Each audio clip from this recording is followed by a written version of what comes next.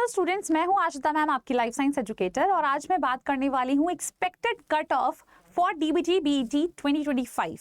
तो स्टूडेंट्स, जैसे कि आपको पता है कि प्रोविजनल आंसर की आ चुकी है और अब हम लोगों को ये देखना है कि कैटेगरी 1 एंड कैटेगरी 2 में क्या एक्सपेक्टेड कट ऑफ रह सकती है।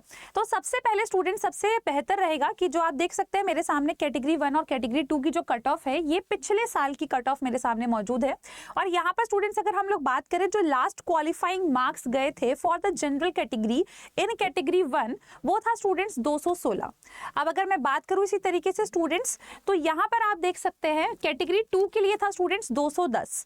तो यहाँ पर 216 जो है ये जनरल कैटेगरी के लिए कैटेगरी 1 के लिए गया था। और कैटेगरी 1 से अगर आप क्वालिफाई होते हैं, इसका मतलब आपको डीबीटी की तरफ से फेलोशिप मिलेगी।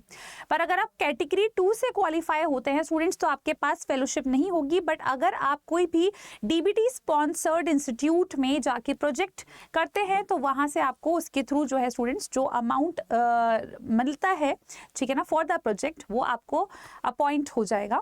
आप मतलब प्रोजेक्ट पर काम कर सकते हैं, पर यहाँ पर डीबीटी की तरफ से फेलोशिप नहीं मिलेगी अगर आप कैटेगरी 2 से क्वालिफाई करते हैं। तो ये डिटेल जो है स्टूडेंट्स, जब इस साल आपका कट ऑफ निकलेगा उसमें भी आपको नीचे देखने को मिलेगा। और आप चाहे तो पिछले साल की कट ऑफ की लिस्ट में भी ये चीज आप पढ़ सकते हैं। व्हाट इज कैटेगरी 1 और कैटेगरी 2। कैटेगरी 1 में लिखा है student shall avail to the fellowship, जो कि डीबीटी के द्वारा प्रोवाइड करी जाएगी स्टूडेंट्स। और आप किसी भी रिकॉग्नाइज्ड यूनिवर्सिटी में जाके पीएचडी कर सकते हैं, डीबीटी की तरफ से आपको फेलोशिप मिलेगी। अब अगर मैं बात करूं, जो भी कैंडिडेट्स कैटेगरी 2 के लिए क्वालिफाई होंगे स्टूडेंट्स, तो वो डीबीटी स्पॉन्सर्ड प्रोजेक्ट के लिए डेफिनेटली अप्लाई कर सकते हैं। जैसे कि अगर कोई नेट या गेट क्वालिफाइड स्टूडेंट अप्लाई करता है प्रोजेक्ट के लिए, इसी तरीके से डीबीटी कैटेगरी 2 वाले एस्पिरेंट्स भी किसी प्रोजेक्ट के लिए अप्लाई कर सकते हैं। और यहाँ पर प्रोजेक्ट के तहत आपको जो भी अमाउंट असाइन रहता है स्टूडेंट्स, वो आपको मतलब अमाउंट मिलेगा।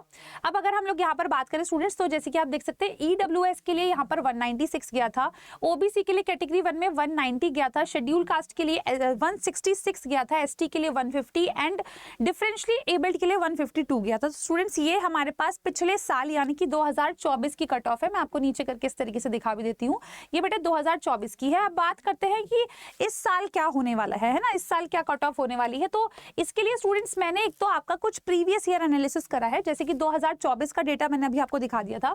2023 में आप देख सकते हैं स्टूडेंट्स कि यहाँ पर जो कट ऑफ है वो हमें अच्छी खासी मतलब बढ़ी हुई दिख रही है। 2023 में स्टूडेंट्स 221 गई थी, तो पेपर का लेवल थोड़ा सा आसान था, इस वजह से ये हुआ था। अब अगर मैं बात करूं स्टूडेंट्स, तो 2022 में आपकी कट ऑफ जो है वो दोबारा से हमें नीचे जाती हुई दिखी थी, 186 फॉर द जनरल कैटेगरी देखने को मिली थी।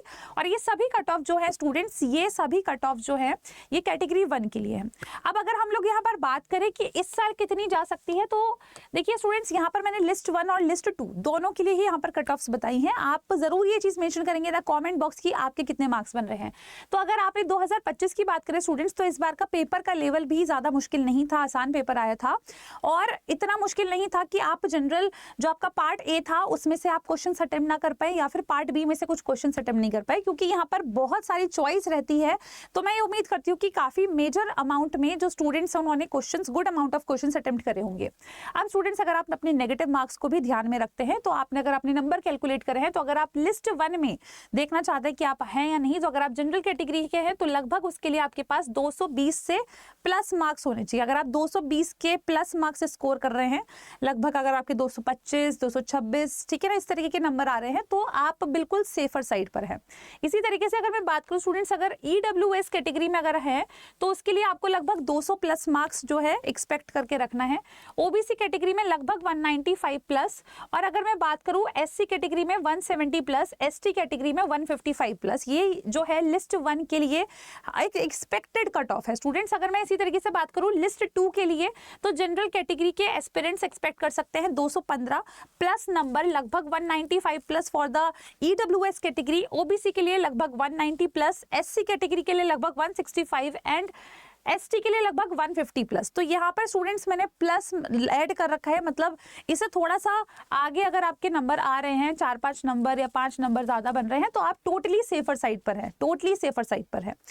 तो ये स्टूडेंट्स इस बार की एक्सपेक्टेड कट ऑफ है एंड ये एनालिसिस जो करा है हमने आपके जो 3 साल का जो पेपर रहा है अभी तक का, जैसे कि मैं आपको दिखा देती हूँ यहाँ पर 2024, 2023 और 2022 में किस तरीके का पेपर का लेवल था और किस तरीके के कट ऑफ गया था स्टूडेंट्स, उसके बेसिस पर ये एनालिसिस करके आपको बताया गया है। तो आप जरूर कमेंट बॉक्स में बताएंगे कि आप लोगों ने कितना अपने मार्क्स कैलकुलेट करे हैं, सो दैट कि हम ये बता सके कि आप कौन सी कैटेगरी में सेलेक्ट हो सकते हैं। बाकी आपके सामने स्टूडेंट्स लिस्ट भी मौजूद है।